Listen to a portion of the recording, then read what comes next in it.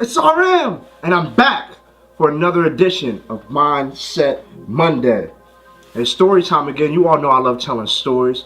Hey, this one's about a kid who grew up a super poor grape farmer. His name's Ferruccio.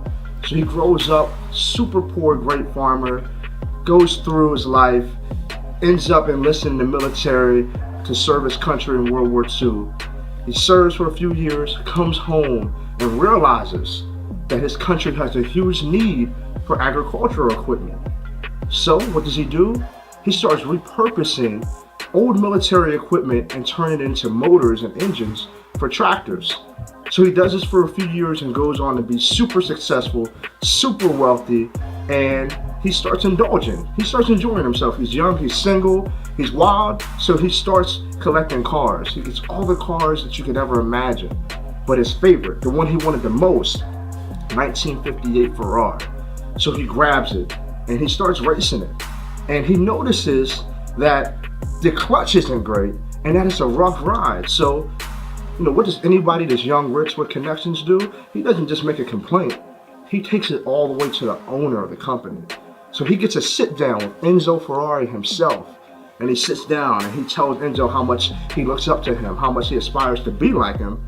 But then he drops the news on Enzo. He says, "Hey man, about your Ferraris, the clutch doesn't work well. I don't like the ride compared to this or that." And you know what Enzo said?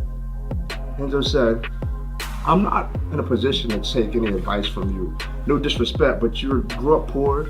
You were just a great farmer. You've had some success.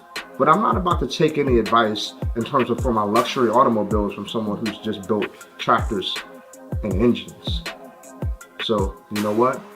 Ferruccio left, and he said to himself, I've been disrespected by someone I considered a mentor. He didn't even listen to me.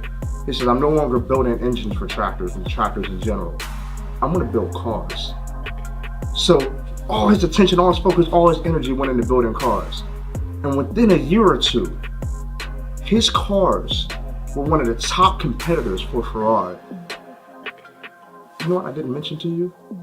Enzo's last name is Ferrari, but Ferruccio's last name is Lamborghini.